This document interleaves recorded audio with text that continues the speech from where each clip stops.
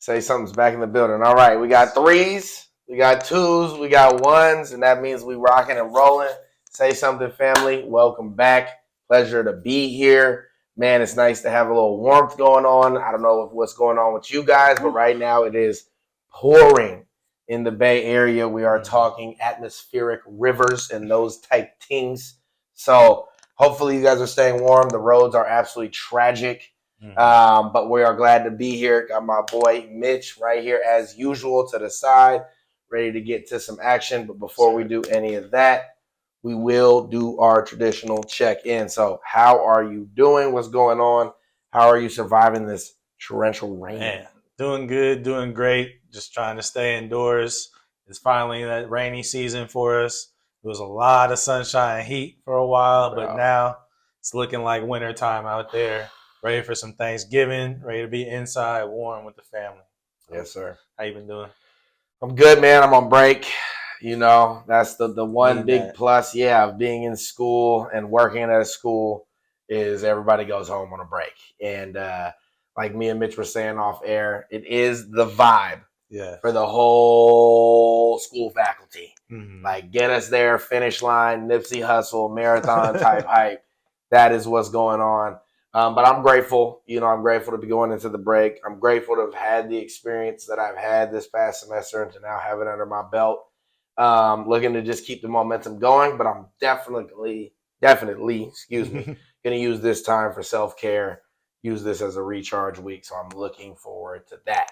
But I'm very excited to be here today with this new agenda to work with. Always excited to be here with you guys to record my dog and be able to come together and make some wonderful content. And as you guys know, the sports world is moving fast as always. So we always got something hot on the plate. So let's start with the NBA. All right.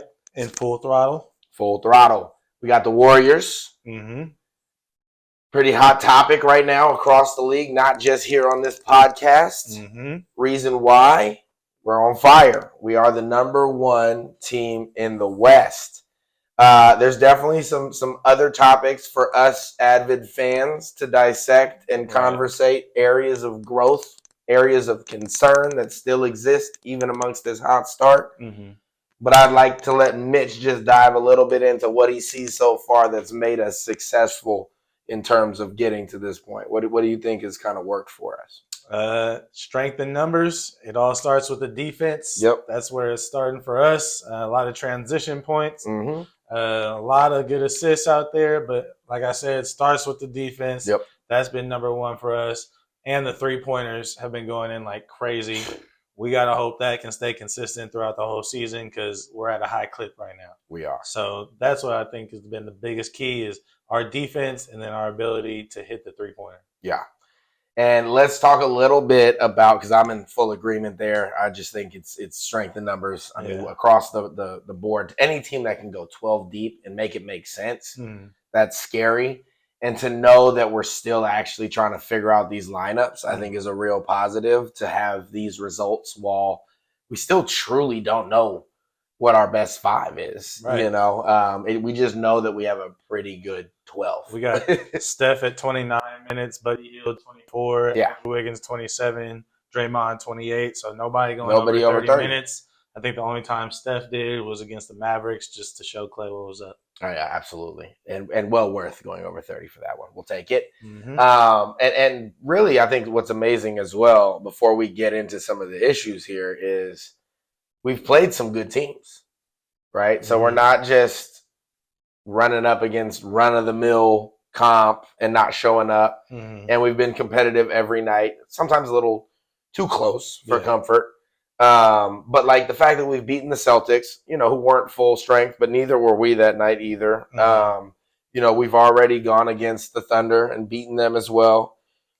We did get mauled by the Cavs, but I truly believe that was a wake-up call. And honestly, it isn't a great matchup for us. Like, I do think that, those two big men are killer for us. And with that kind of team, we got to play perfect. Like, we have to be showing up with our true identity and style, taking the forefront of that game flow. Otherwise, you know, they can take over in the half court against us. Easy. And they do have enough guard firepower to where it's like, and it's not like they're just sitting back on their tail and playing defense. But yeah, so let's talk a little bit about, obviously some of the issues we've seen here. Worst free throw shooting team in the league. Still the same kind of turnover woes, but like never have we been the worst. Like never, like not even close. And it's almost hard to fathom doing that with a Steph Curry on your roster, because it really just means that like everybody else is spiking it so heavily that having a 91% free throw shooter doesn't really matter. 95 right now. He's 95 right now. That means a lot. Career 91, 90. Yeah, oh my God. So, and then you add in those turnovers, and we start seeing games like our 2 losses to the Clippers, which, by the way, 3-loss team, 2 losses to the Clippers, who really have no business rocking with us, in that sense, in terms of like they are one of the better defensive teams, but both of those games looked identical. Yeah. We really just did not look ourselves. And as we said, the other losses to the Cavs, which obviously we're going to chalk to them, they really got on us. Right now, they really got on us. But what do you think about that? Like we have Buddy Hield as well, but like we're talking about Draymond still going downward. Right. We're talking about Wiggins still performing everywhere else in a bounce back manner, but free throws are somehow not bouncing back at all. So look, we talked about Steph, right? 95%. Yeah. The next highest person is Buddy Hield at 85%. That's already a huge drop off. Then after that, we got Andrew Wiggins at 72%. That's our third best free throw shooter. Our third best free throw shooter, and then don't even read Kyle Anderson too. Kyle Anderson at 71. And he's gross, and he barely even plays, mind you. Oh my goodness! But then you got our starters, Kuminga, 61%. You got to be kidding me. What are you, Shaq? What do you got? What is going on? We got Moody, 69. Bruh. What? Moody, 69%. Oh, nah, I'm not even trying to hear that. I actually thought we were skipping Moody, to be real. No. Wow, Draymond is at 68. So, Moody, you're hanging with Dre? I mean, that is, you got to think about that. Like, real talk. Podziemski. I don't even want to hear it. I already know. 60%. Bro. And what's the matter with you? Bro, and his field goal percentage. In the gym. Oh, my God. You shoot with Steph Curry. That's what I understand. I understand it's God-given for Steph Curry, but why not? Are you guys not right there with him? So, like, do the similar things. Something. Stay after. To be at 60 when he's at 90, like, come on, man. Right. Let's step it up from the free throw line. Let's step it up with our turnovers. That's what happens a lot when even when we're winning games. We'll be up by 30, and it'll be a 5-point game at the end of games, just because we'll start just throwing it to the other team for no reason. And you can hack our whole team. Yeah, and you can literally hack our whole team. Our team is a hack-a-shack. Yeah. Kevon Looney, 53. Trace Jackson, 58. I mean, and in the Melton, NBA, 62. Bro, and in the NBA, if your offense just starts heating up and all we can do is get 1 for 2s, if that, it does not take that long to get back with us. And that's a major concern. I mean, I'm grateful we're in first place, but in terms of like when it gets down to these games that really, really matter, you're going to be able to build one of the easiest and oldest strategies in the book with us, and the Moody thing is breaking my heart. I mean, I don't even know how I can. It must be on a low sample size. I refuse to believe that he's getting, a high enough sample size but like 60 that's rough. With that, regardless, bro, if you shot 4 or 5 at just any, it's not like you shot like 28, 30 free throws and you just missed hell of them. You probably have shot like 20 free throws, maybe. Bro. And that was the difference in both of those Clipper games, where I think in both Clipper games we missed over 15 free throws, which is like, that is atrocious. And it might not have been 15, but it was like, I think above 12. It was a lot. Yeah, it was in both games. It was like, we shouldn't even be thinking of going to the line as a positive. It was getting to that level. And even Steph is having an occasional miss, which is like now just being amplified by the fact that it looks like they're all now spooked to go to the line. It's like they're cursed. So let's hope they can turn that around. I'd love to see some extra emphasis put into that. I mean, goodness, coaching, guys, there's got to be some drills we can run to ensure that there's some improvement to that. I mean, the shooters we have on this team, why are we shooting like that from the three? And we can't. What is happening? Just the muscle memory right now is just 3-pointers only. If it's a free throw, it's like, that's too close. I don't know what to do right now. Yeah, what is going on? Because look, we got shooting Steph 44 from the three, Buddy Hield 45, Draymond 42, Moody 42. What do we even say? Come on. What do we even say? So, when you look at that, what really makes me worried about all this, obviously we've lost DeAnthony Melton. I don't know if everybody's heard, but, seemed like it was a knee sprain. All of a sudden, this knee sprain turns into, there's some surgeon that believes, the best measure for him is to get surgery. Then all of a sudden, it's ACL surgery. And then he has no knee. It's just like, what's going on?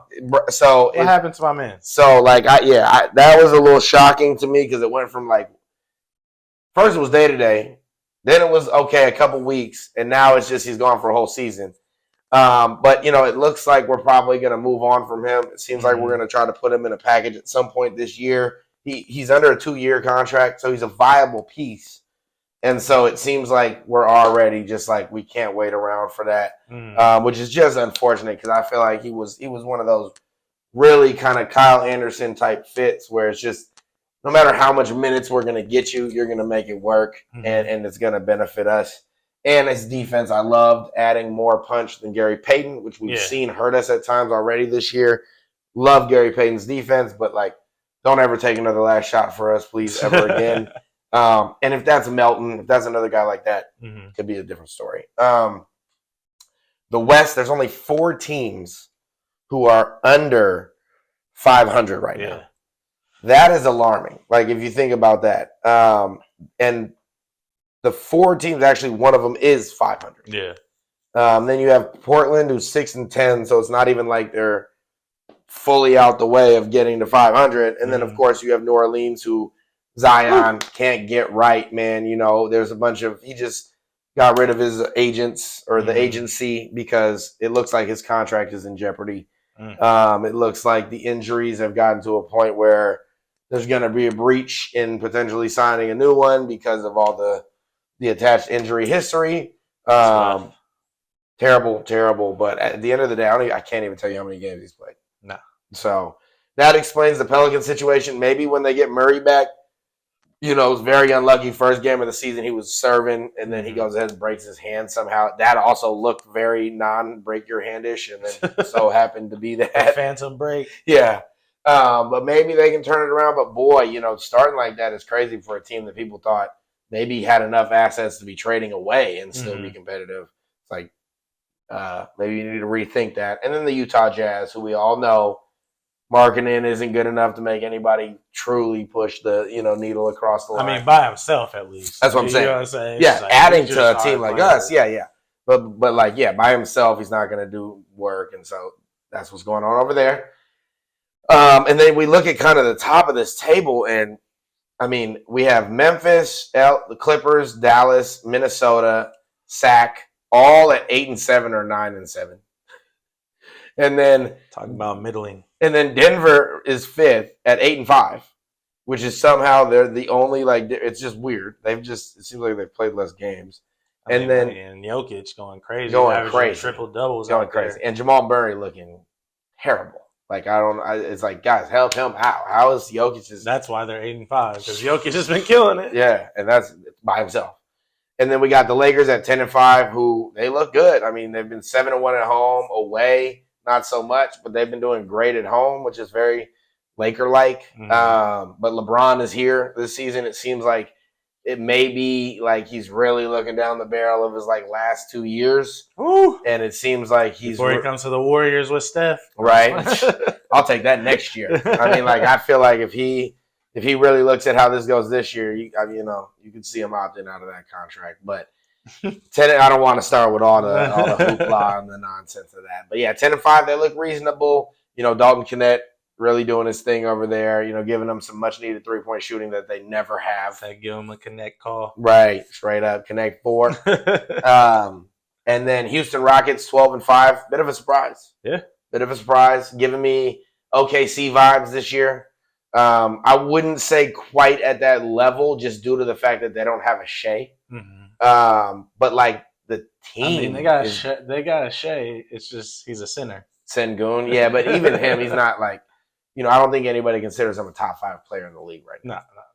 And like Shea really is that. I mean, also, I think Houston's depth is better than OKC's, which some people would probably argue with me now that Isaiah Hartenstein's back and stuff like that. But I mean, you see when Chet went out, that team, anybody could play center against, and then us at 12-3, and then we go over to the East, and obviously, like we said, we have the Cleveland Cavaliers, 16-1, Boston 13-3, and the rest we can talk about later because honestly, it's not too much motion over there, and we all know it's basically whatever we just said about the West, you can just reverse it and say it about the East.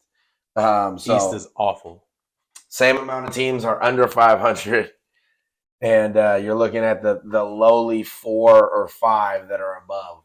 Miami Heat, 5th seed, 6 and 7. Not looking too good for the East. That's you guys got 2 people to hope for: the Cavaliers and the Celtics. That's it. Like we're talking about, that's big it. And like, I'm gonna just leave it there. Buccaneers. The only thing that I will say, I almost said Buccaneers, but the Bucks 7-9 is the only thing that I will say that is like, wow, break the team up. Like I know that they started even slower and are kind of working their way back, but if this looks anything like that with the Dame and all that stuff, it's like, I mean, shit. When you about to be in the playoffs at their record, yeah, they're not. I mean, yeah. It's like just squeak it in. Right. Hopefully something happens in the playoffs. We got 6 and 10 teams trying to get in the play-in tournament. Nasty business. What you gotta do. Nasty business. But, as you all know as well, the in-season tournament's going on. So we'll get you guys updated next week on kind of what's happened after they get out of this little group stage and move forward. We'll have some good conversations about matchups and those kind of things. All right. For now, we're going to move on to the NFL, talk a little bit of overall NFL update. Wait, hold on, before that. Yeah.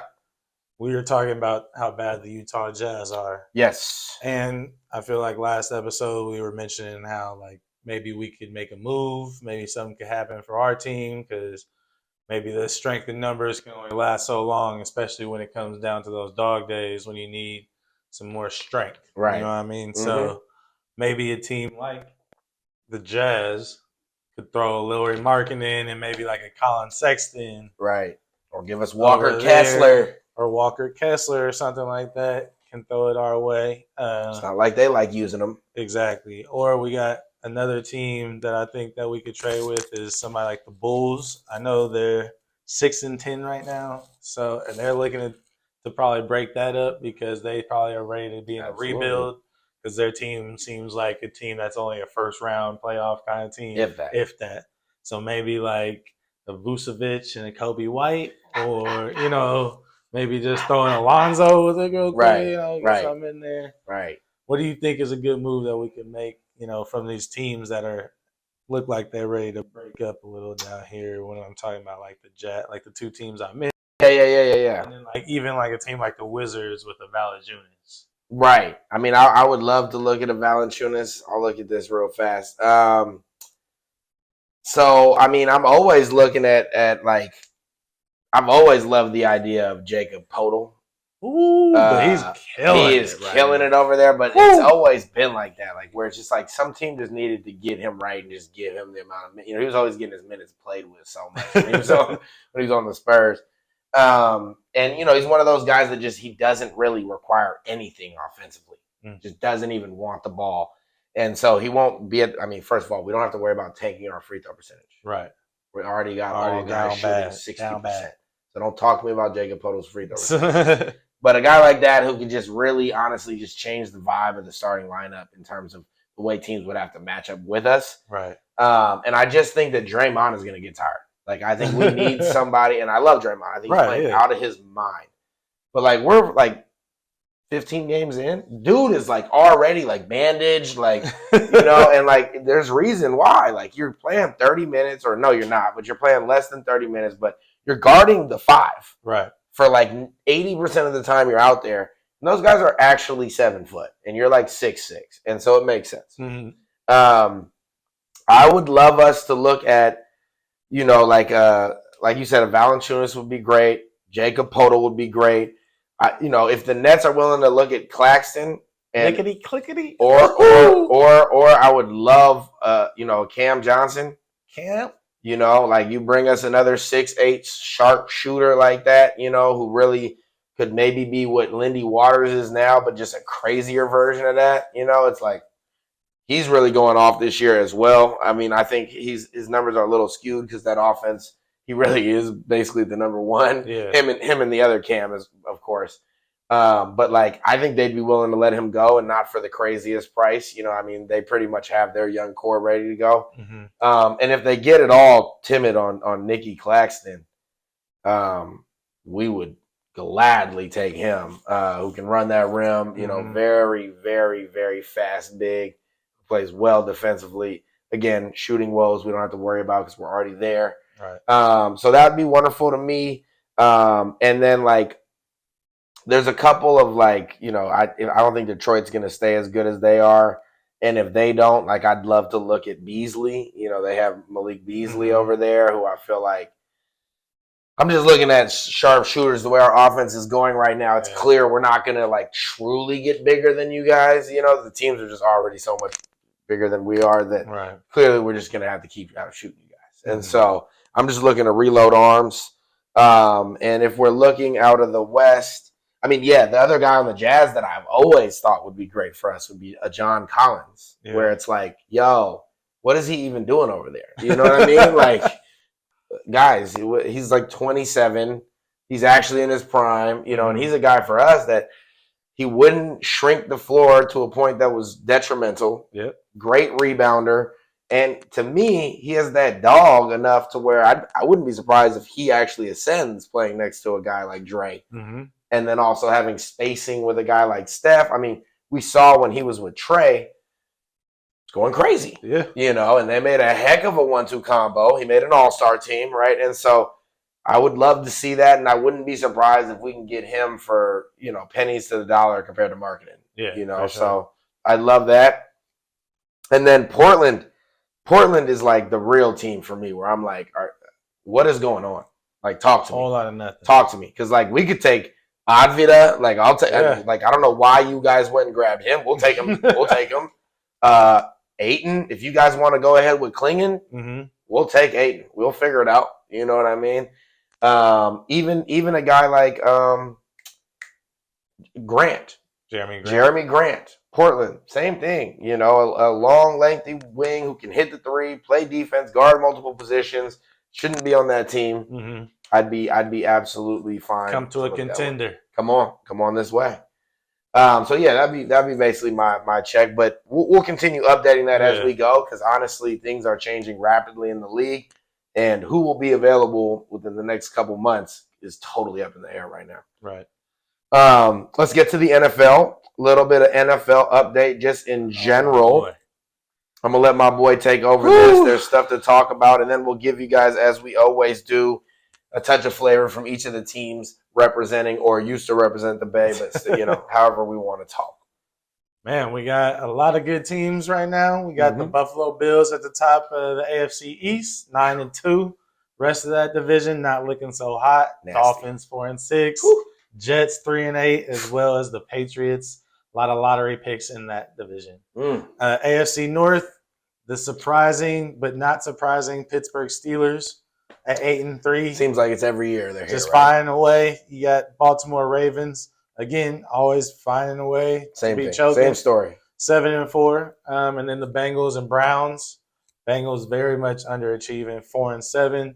Just can't figure it out when it comes to late game decisions. And then Cleveland 3-8. I mean, what's new? Deshaun Watson, man. AFC South, you got Houston up top. CJ Stroud and the boys handling business. DeMarco Ryans, the coach, holding it down for them in the H-Town. When you got the Colts, the Jags, and the Titans as your other competition. That's worse than the AFC East. Yeah, worse than the AFC East. 2-8, Tennessee, 2-9, Jacksonville. Colts are 5-6, still trying to figure out their quarterback situation. Is it going to be Anthony Richardson? Is it going to be Joe Flacco? Are they just going to keep flip-flopping? Who knows? AFC West, you got the Chiefs, who took their first loss to the Bills at 9-1. atop with the Los Angeles Chargers. Crazy. Jim Harbaugh effect, bringing them to 7-3 right now. Happening quick. Denver Broncos 6-5. They're finding a way with Sean Payton and Bo Nix. Man, Cortland Sutton has been going off. Defense been going crazy too. Defense has been at the top as well, which leaves the lowly Raiders at 2-8. Just keep it up, boys. 6 straight losses. Keep them counting. Just next one, we're playing the Broncos, so let's take another L there. I think of the last 6-7 games of the season, it really only looks like the Saints is the team that you guys should focus on trying to get that revenge win, make sure Derek Carr doesn't beat you guys. But, I mean, other than that, the rest of your games are not looking good for you. I think we got the Chiefs again. We got, I think, the Chargers again. For sure. We got the Falcons, the Buccaneers, the Jaguars. So there's some games that can be somewhat competitive, but still looking rough over there for the boys. And that also could be lottery deciding at that point. Yeah, so you might as well just call it, start trading some folks, get Max Crosby out of there, get anybody with a name out of there, just so we can keep Brock Bowers and draft a lot of good people and get some free agents that are better than whatever the hell Christian Wilkins is doing this year. Yes. To the NFC. We got the NFC East, Philadelphia Eagles on top, 8-2. Another team, Jalen Hurts, always going to take the drives at the very end, get them down the field when they're down by 3, get them up, get those W's. Tush pushers. Another division that's not so great. You got Washington Commanders really showing out with Jaden Daniels at 7-4, but I don't know. Lately, it's looked a little iffy. Yeah. So hopefully they can finish out strong because it is a long season. Man. Yep. And it gets cold in Washington. For sure. Because after that, you got the Dallas Cowboys and the New York Giants. Both teams losing their starting quarterbacks. Dak pretty much just giving up, giving it to Cooper Rush. They're 3-7. Poor Trey Lance. Too good, yeah. Trey Lance. Not even getting a shot. From the third pick. And then the Giants, Daniel Jones just said, let's just break this up. We're both not loving this. So he's out of there. And then NFC North, you got the dominating Detroit Lions, 9-1. This is maybe the most surprising division in all of it. I mean, wow. Minnesota Vikings, 8-2. Green Bay Packers, 7-3. And then Chicago Bears, a little rough, 4-6. But with the other teams in the division, you can understand how it could be kind of rough right now. For sure. But Detroit Lions, point differences, they've scored 336 points, and they've only allowed 177. That's 159 difference. That's the biggest in the whole NFL by a big margin. Huge amount. Big margin. And that's a lot. That's a lot of scoring. That is. Amon-Ra, Jared Goff going crazy, and then that two-headed monster in the backfield, Jahmyr Gibbs and David Montgomery, absolutely dominating. Nasty. NFC South after that, you got the Falcons. On top, 6-5. Yeah, finding a way. They had put in Michael Penix at the end of this last game. That's how nasty Kirk was. Kirk Cousins has been finding a way, as I would say, to get his team on top. I mean, these other teams are either the Carolina Panthers or the Buccaneers and Saints, two teams that have had to deal with a lot of injuries and just a lot of underperforming guys. 4-6, 4-7, 3-7 for the Buccaneers, Saints, and Panthers alike. Man, Falcons might be coming out of this one. Which is crazy with a minus 30-point differential. Yeah, that's crazy. You're in first. Yeah, anyway. And then the NFC West, I'm going to leave to you. That's your boy. That's your division with the boys with the 49ers. Why don't you take it away for those ones? Yeah, I mean, this is what you call a pancake division. This is just gross. We are all in line like penguins in the dead of winter. There's nothing good to really say about this division right now. I mean, it's like watching a heavyweight where you don't even think any of the teams are going to make it out fatigue-wise. Like, it's just like we don't even know if this is going to actually be a knockout or just no more wind left. These dudes, I mean, injuries have ravaged a lot of this division on and off. But I will say it's just weird right now. Weird hours. We have Arizona in first at 6-4. Everybody else is at 5-5, and everything else is now dependent on point differential and matchups. LA Rams 5-5, Seattle Seahawks 5-5, San Francisco Niners 5-5, but in last due to the way we've matched up with teams. We have so far lost to every team in our division. Yeah. And we've only beat Seattle. And we do still have to play the Rams and the Cardinals again. So, again, that could change.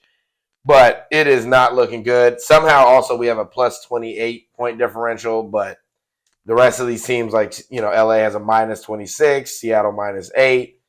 We are the highest point differential in the league, but, that doesn't really say much. We've lost a lot of close games. But we'll see. I mean, if one of these teams can go on a run, maybe they can really make you feel like there's something worthy coming out of the NFC West. But at this point, I would say that it's going to take a good set of wins for any of these teams to make anybody spooked at all. They're just too inconsistent as a division. There's just not enough identity. Arizona, I never know why they win and why they lose. I never know. They seem to beat teams where I'm like, they should not beat them. and they seem to lose to teams where it's like, okay, well, if you were going to beat those other teams, why in the heck are you not just going to... Why did you just lose to the Panthers? Come on. Exactly. And then the Rams are just – that team is so injury riddled in terms of like you just never know week to week who's even on that team offensively, and then the defense doesn't even have anybody to talk about, so it wouldn't matter anyway. Seattle kind of the same way this year, where like it hasn't been injuries, but like they started off hot, and ever since then they've just been a mess. They started off, I think they were 3-1. Geno slinging that thing. I mean, he's fearless, right? But like DK, he was out for a little bit, and he's really right now maybe not even their one anymore with Jackson and Jigba Smith. Yeah, he's playing out of his mind. But like that run game just hasn't been there this year, right? Like we're used to Kenneth Walker being. He's been kind of hurt, banged up. He's been kind of banged up, and then Chardonnay's been kind of banged up, and then so it's not the same team as we're used to. We're used to it being much more of a run first. We'll handle the rest later. They can't do that this year. No, they're slanging it. And their defense is terrible, which last year it wasn't, and they haven't changed a lot, which is kind of weird. Their secondary still has all the same goons on it, but they just haven't been putting it together. So that also has definitely affected them. But overall, as Mitch has said, it's definitely an interesting year in football. There's some teams that look real good, and I would say, from what he said, it seems like Chiefs on one side, Lions on the other, not only record-wise, but also just style-wise, knowing who they are. So, that kind of leads us to the next point of, just next week, honestly, for me. I mean, I don't even know if he wants to talk Raiders next week because, as you guys know, he's waiting on that draft next year. He's forward-focused. Yeah. You know what I mean? It's time to get a quarterback over in Raiderland, and until that happens, I can understand signing out, checking out, putting the screensaver on. We're going to go ahead and play. Obviously, we're still in it somehow at 5-5, about as brutally bandaged as you can be. We're going against the Packers this week. It's going to be a tough matchup. It's in Lambeau. We usually are one of the few teams that does play well in Lambeau, but no Purdy this week, no Bosa. So even though they have no Jair Alexander, who's their number one cornerback, not like we're going to have the guy out there. We want to challenge that anyway. So honestly, it puts our season in jeopardy. At 5-5, we really can't afford to do too much messing around. Who knows the extent of the Purdy injury? They say it's 1 week. The way we play injuries, I don't know if I believe that. But like, if Brandon Allen, who's going to start, can't handle this week, I firmly believe this season could be very much so in jeopardy. And so, I'm not telling you to put on red alert yet, but next week's show, we may have, a bright red shining light glaring next to me looking like somebody just scored a hockey goal. Being 1-3 in the division really hurts. And especially when it comes down to if it's going to be a tiebreakers or anything. Absolutely. So, hopefully you guys can beat the Rams and the Cardinals just to even it out. Yep, exactly. And we have an uphill battle. I mean, at that point, we would have then, like we said, lost 1-1, and then it would go to point differential. Yeah. But again, that's just not the Niner way. So, lots to be concerned for if you're part of the faithful. Still, you got to hold faith. But again, it's been that kind of year where every time you get your head above water, it's another wave coming. So we'll have to dig deep. But hey, now, nobody's going anywhere. Let's just keep rocking and hope for the best. And, it's cold out here too. So it's not like they're missing anything. On to the MLB, unless you want to say anything about the Raiders matchup. I mean, the Raiders are just going against that defense of the Broncos, man. I can't see us doing too well. I don't even think the team knows right now who they want to be the starting quarterback of this game. Our defense has really just gotten really frustrated because they can't get anything going from being on the field the majority of the game. I mean, the last few games, 34-18, 32-13, a close couple ones, 20-15, 27-20. But then the last two, 41-24 against the Bengals, and then 34-19 against the Dolphins. I mean, any team that has a pulse seems to be able to score against us. So if our offense is going to be 3 and out, being on the field for about a minute every time they have the ball, it's just the other teams are just going to run it up on us because our defense is going to be so tired. So hopefully those guys can survive it. I know they have a lot of injuries as well for the Raiders, just like any NFL team. But anybody who's relevant that's gone is a huge downgrade for the Raiders. So anytime the backups are in, it's going to be looking rough out there. You're going to see a lot of practice squad guys. Whereas on the other side, you guys kind of have a quarterback and coach who are kind of coming into their own this season. An older quarterback in Bo Nix, even though he's a rookie. And then Cortland Sutton, like I said before, has been holding it down. And their running game has been helping them out a lot. Yep. So, and that's I think it's a top 5 defense. Yeah, I mean, which is always something. Raiders have not really played the Broncos well over the years, so I'm not seeing anything to be hopeful for. Right. But like you said, it's like, let's see what we do in this next draft because we need a quarterback, plain and simple. Yeah, you can't really judge a team without a quarterback. It's just not fair. And the silver lining to it all is Brock Bowers. I mean, although he's out there by himself, like watching him is like, man, that's gotta feel weird. Where you're just like, man, I'm the youngest and I'm the only one out here. I'm the best guy out here. Easily. And when he scored that one touchdown, he was like, thank God you guys are giving me the rock because like I'm not even gonna see this. Like, I'm not even gonna do anything. You know what I mean? On to the MLB. Obviously, like we said, we won't fully check out of the NFL no matter what, even if our teams are checked out. We got y'all. But we're going to move to the MLB because we got some award winners to talk about, and we got a prized possession free agent who is up in the air where he might land. Right. So let's start with the youngins. We got our rookies of the year. 2 pitchers, actually, is for the New York Yankees. We got Luis Gil.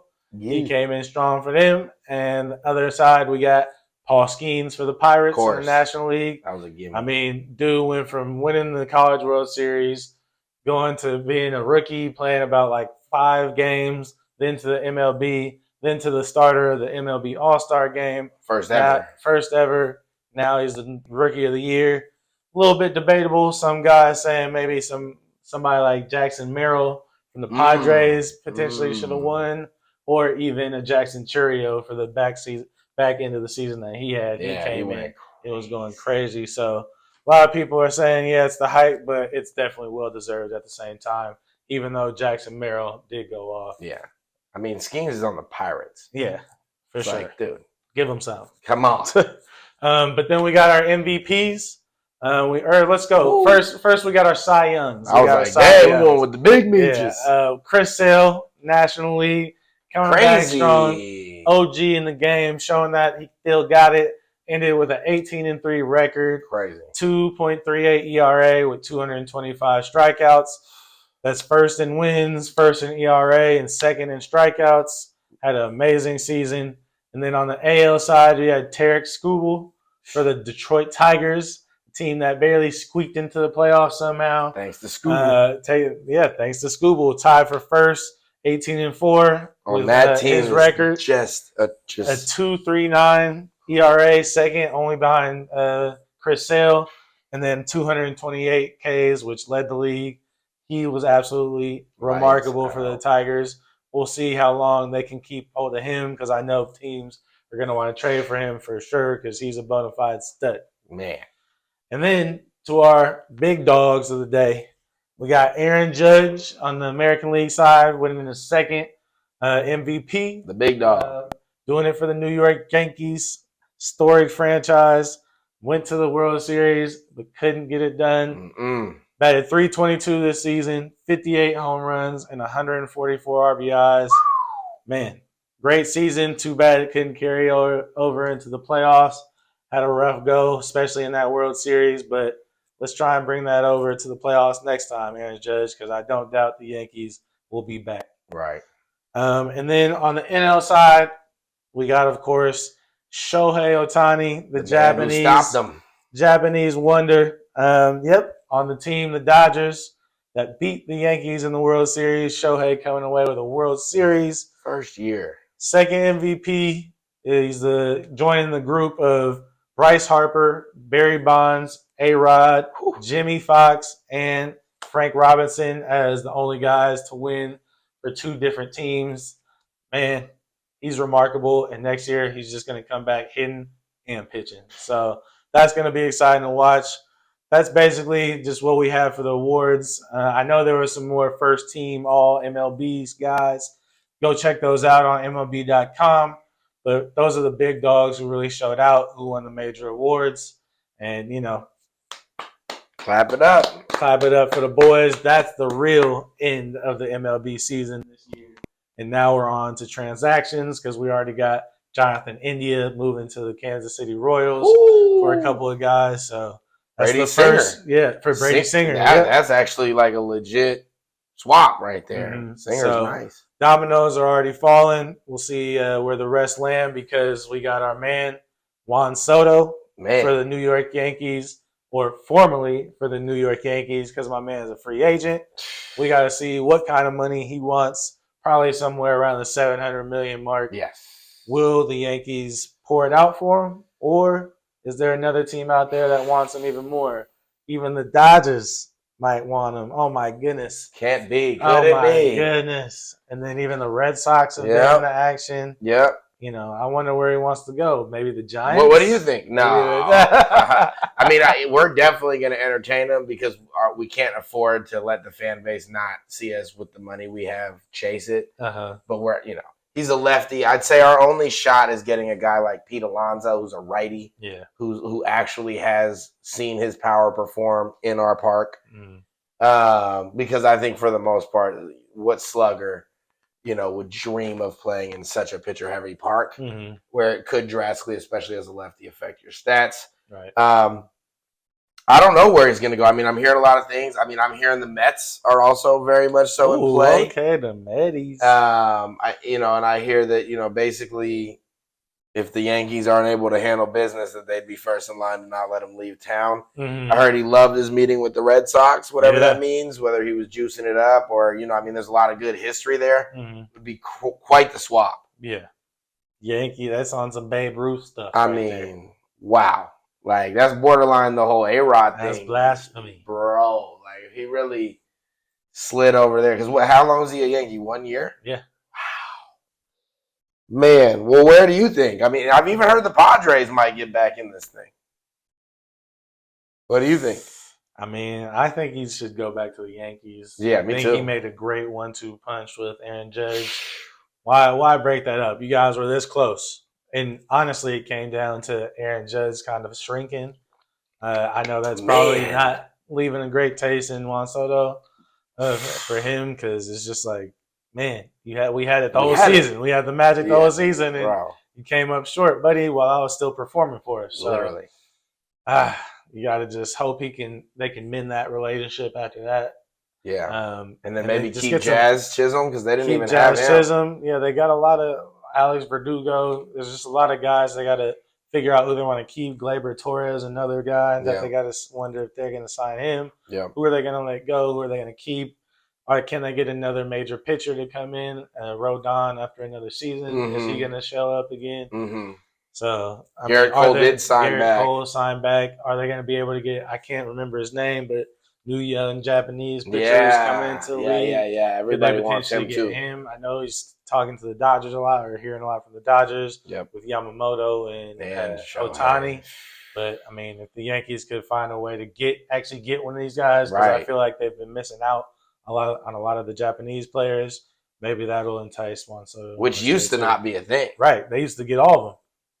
Hands down, easy. First go. Can we go to the Yankees? And then they'll ask the rest of the league. Now, definitely has switched. So, that's the MLB season there. Of course, as we transition into the free agency frenzy, Mitch is going to be all over that. Yes, sir. And as those dominoes continue to fall, you'll hear about it here on Say Something. We'll have it all covered. We're going to give you guys a little what to watch this weekend, as we always do. There's good games, good live ball for you guys to see in the different sports. So we want to make sure that you guys know of the matchups that are, coming up right up, because often there's so many that you can miss a few if you're not aware. So on Saturday, we got football, NCAA football. As you guys know, that's what Saturdays are for. We have number 5, Indiana. Yes, that's a little bit of a shocker there. This isn't basketball, right? Right? Yeah, the Hoosiers. Okay. Yeah, exactly. This is football. Yeah, I literally thought it would have been a typo, but no, we're here. Number 5, Indiana, led by their quarterback. I think his name's Keith Wark. The guy's balling out. They got some good skill position players. They're playing good defense. And they're doing it in the Big Ten, which is legit. It's not like they're just, out here playing against nobodies or in, a softer division. So, to me, the 5 is as legit as this matchup with the number 2 will make it. If they don't play super well against this team, then I think everybody will forget about Indiana pretty quickly. Yeah, instantly. But I think that if they can show up and hang with number 2 and maybe even get a victory, obviously that 5 could change to something else. Ohio State, no joke, though. Ohio State, I presume they're not taking them lightly. But, Indiana, who knows where they could boost after getting a win over OSU, because they are serious business. They could flippy-flop and go 2. No, this one could be 5. Easy. It's all about opportunity, Indiana. Let's see what you got. Come on. That's 9 a.m. on Saturday. We got 14 BYU versus 21 ASU. That is also, on Saturday. Both of these teams, the rankings at this point, little iffy. Not the greatest matchup weekend in NCAA football in general. But, at this point as well, looking at the top 25, there were some teams in there. You mentioned it. I don't know if you want to highlight some of the bigger surprises, but we're not. This is also a big ups. We're not trying to hate. Oh, absolutely, you guys. Absolutely. Just teams that we're not used to seeing as often. We still called it a highlight. You know what I mean? We got likes of Tulane. Tulane's in there, number 20 at 9-2. Army at number 19 at 9-0. BYU, like we said, 9-1. We got SMU at 13 at 9-1. So shouts out. We got Boise State at 12 at 9-1. Right. I remember their glory days back in the early 2000s. So it's cool to see them. They got their Gentry, right? Yeah, that running back. It's going crazy. Yeah. We'll see if those teams can hold up. Notre Dame, even at number 6. It's like, that's always a yikes. Who have they even been playing though? Right. Well, they're not in the conference, so we all know that's always a debate. Looks a little faulty. I guess they just need them in the college football playoffs or something. Every year. Who knows? By default. Especially with it expanded now, I feel like that led to teams like Notre Dame getting guaranteed bids every year. It's like, all right, now Notre Dame is actually going to be in this every year for no reason. So 14 BYU versus number 21 ASU, as I just said. Interesting. Both teams ranked. I haven't watched a lot of them. I know BYU's quarterback is pretty legit this year. I know they have a nice little set of receivers that look pretty solid. Usually they're a run-heavy team, and this year they're really not. But they do have a really, really stout defense. Yeah. Very, very solid. Almost gives me a little bit of Utah vibes. Okay. Very similar to like Utah in the prime of when they had Cam Rising, when he was actually not injured and doing his thing. And he wasn't an 8th-year quarterback. He was just a 5th-year quarterback. The guy, that's kind of the similar team there.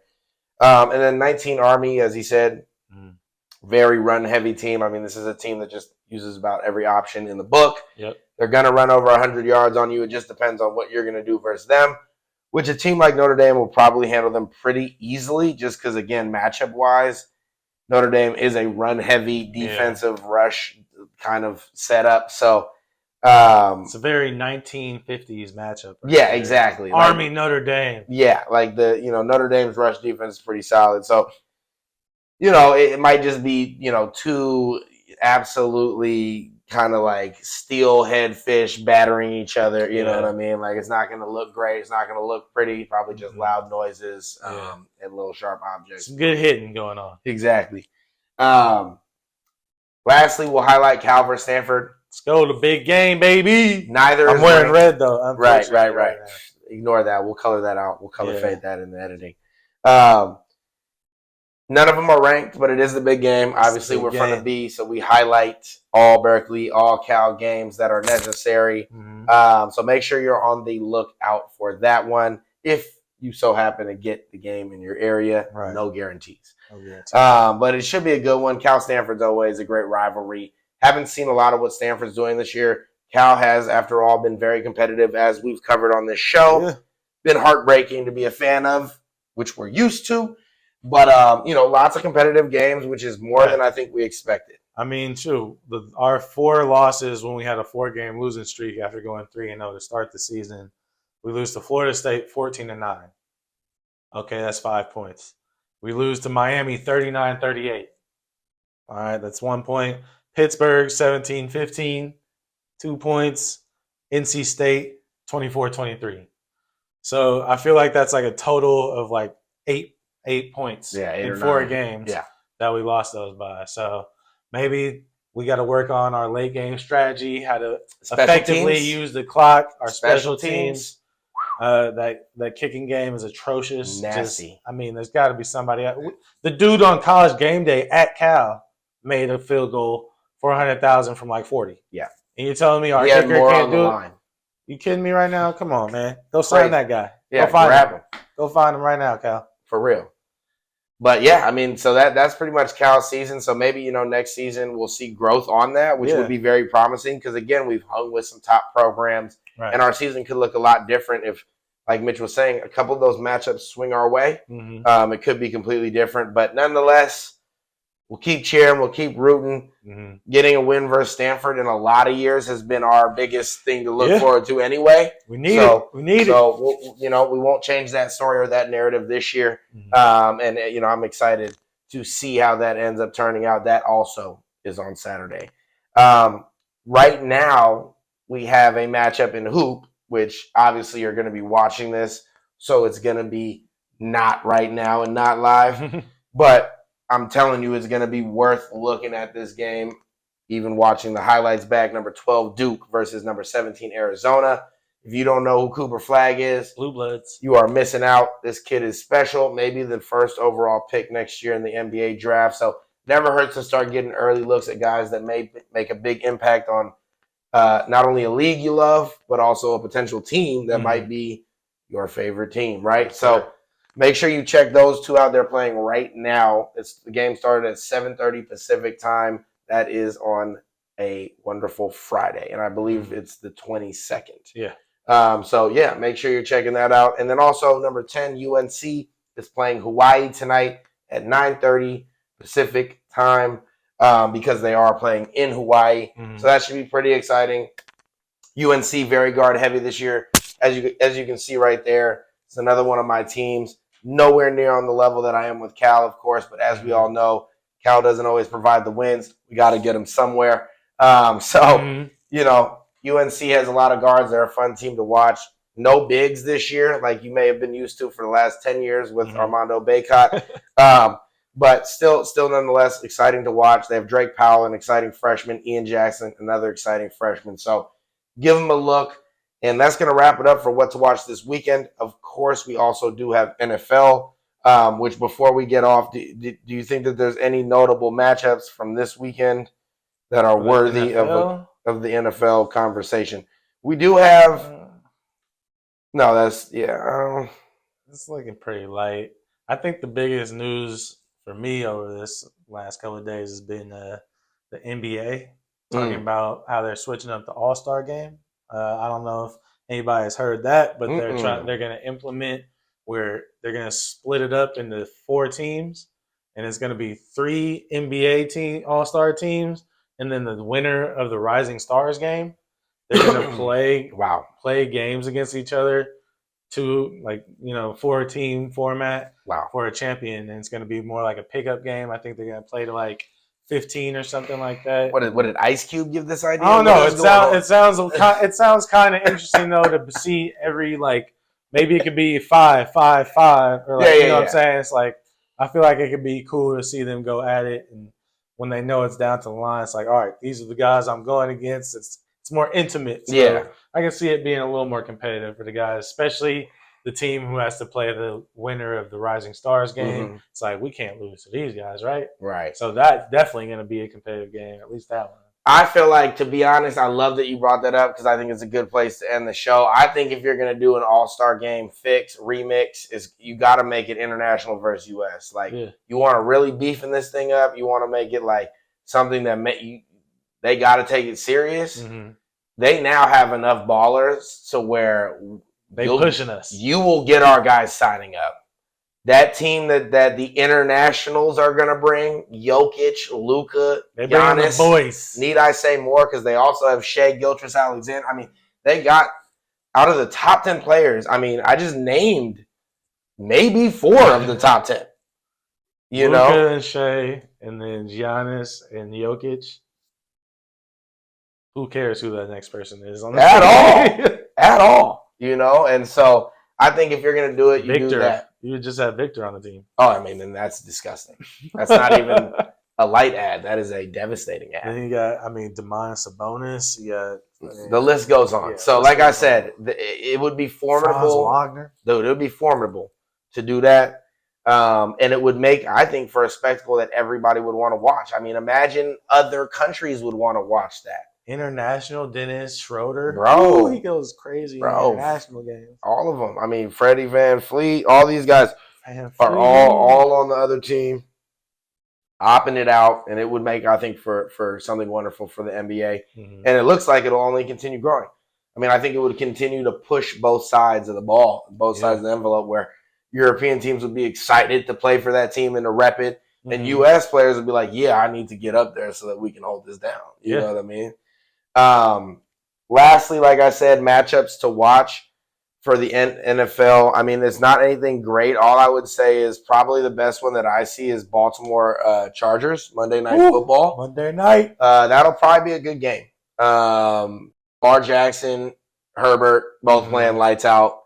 They're both, teams that know their identity, ready to go at it. Damn, Ravens just give the ball to Derrick Henry. He only had 13 carries last game. Yeah, they've been tripping. Stop trying to change it up. You have the best 1-2 combo back there. Go ahead. Right. Just run it. Right. Old school option, like Army, Notre Dame. Right. Just get it done. But yeah, so it's pretty much across the board rivalry week in the NFL as well. I mean, there's a lot of matchups like Dallas, Washington, Minnesota, Chicago. Yeah, even San Francisco, Green Bay, Denver, Vegas. Yeah. I mean, it's pretty much across the board. Seattle, Arizona. So that's always something to keep in mind if you're looking at matchups to check out. Mm-hmm. Rivalries are always good and can create competition. So that's what I would say. And again, next week we're gonna have a lot more fresh stuff for you guys, and we'll start to begin to take a look probably at what free agency is going to look like with baseball. Yeah, as a little more of these dominoes. See what's up with fantasy drafts moving forward. Exactly, and we'll have our fantasy special with what you should be looking at going into next season. So checking out another week in the books. Much love from the Say Something fam. We'll see y'all next week.